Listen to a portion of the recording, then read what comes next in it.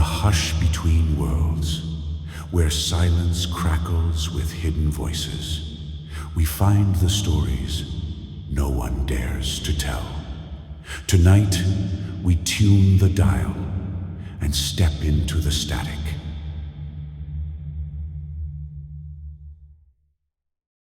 Did you know some mirrors don't just reflect your face?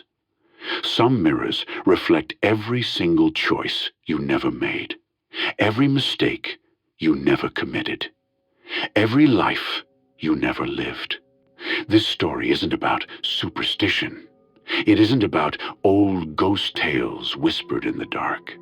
This story is about a place that exists, a place people call the reflection room.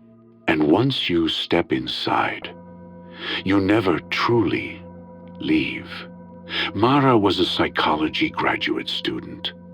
She had always been fascinated with urban legends, not because she believed in them, but because she wanted to explain them away. Her thesis was simple. Every myth, every rumor, every so-called ghost story was just an exaggeration of something real.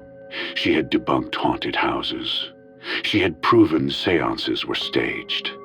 She even slept in cemeteries for nights on end, just to prove the dead did not stir.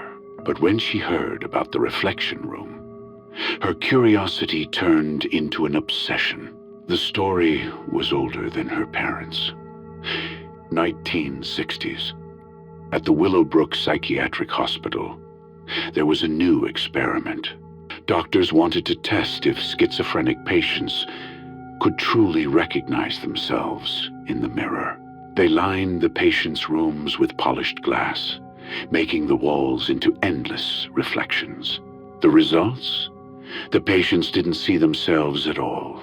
They saw others. They claimed the reflections moved when they didn't, smiled when they were crying, screamed silently while they stood in silence. Within weeks, the patients refused to eat. They scratched words into the walls. Words like, "Not me," "Don't let them out," "I am still here." And then, one day, the entire wing was sealed off. Mara wanted to prove it was nonsense. She packed her camera, a flashlight, and a journal, and she slipped past the rusty fences of the abandoned hospital. The air smelled of mold, wet concrete, and something faintly metallic. As she moved deeper into the hospital, she found the door. Steel, bolted shut, rusted with decades of dust. But someone, or something, had scratched a single word into it. Trade.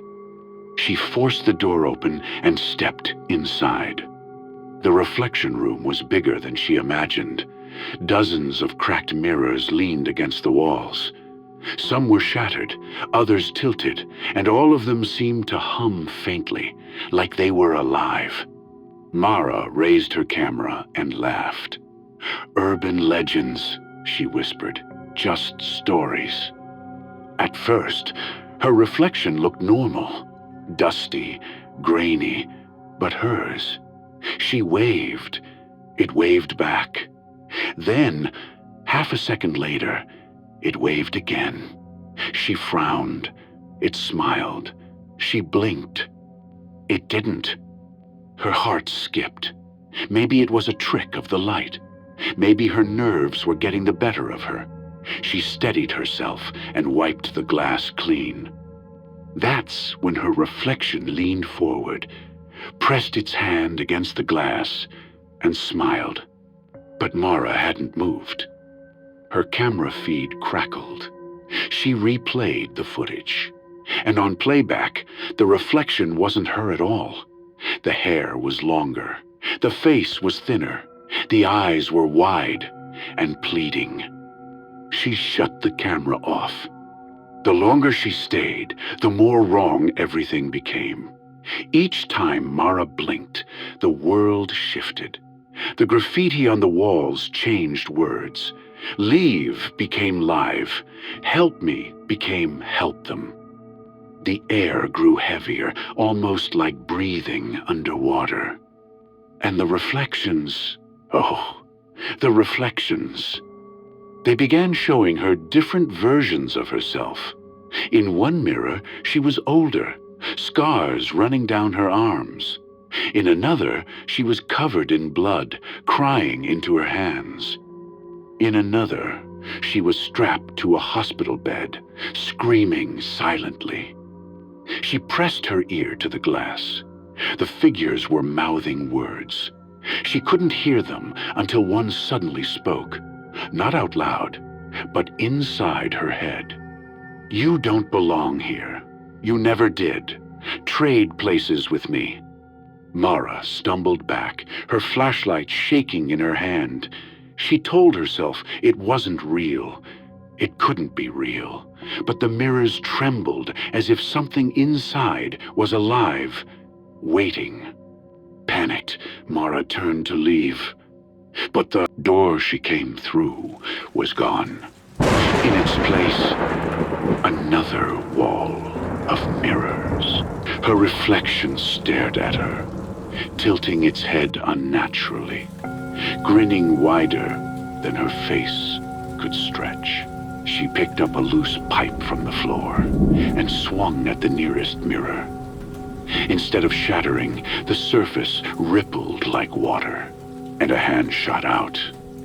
Cold, wet, gripping her wrist with inhuman strength. Mara screamed and yanked free, running deeper into the hallway. But every corner, every turn, led back to the same mirrored room. Her camera clattered to the ground. On the playback screen, she wasn't alone. Dozens of Maras walked beside her, whispering in unison, "You're not real. You're just one of us. One of many." The realization hit her like ice in her veins. The room wasn't showing possibilities. It was recruiting replacements. Exhausted, trembling, Mara confronted her reflection.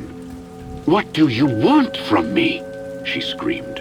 And for the first time, the reflection spoke out loud. "Your life. You've wasted it. No risks, no scars, no purpose. Let me live it for you." The mirror swelled like liquid. The reflection stepped out. It was her, but not. Confident, smiling, alive. The real Mara tried to run. But the thing grabbed her, pulled her backwards, and in one sickening instant, she was dragged into the mirror. Inside the glass, she screamed. She pounded against the surface. But the new Mara, her reflection, only waved, picked up the camera, and walked out of the hospital. And the glass sealed shut.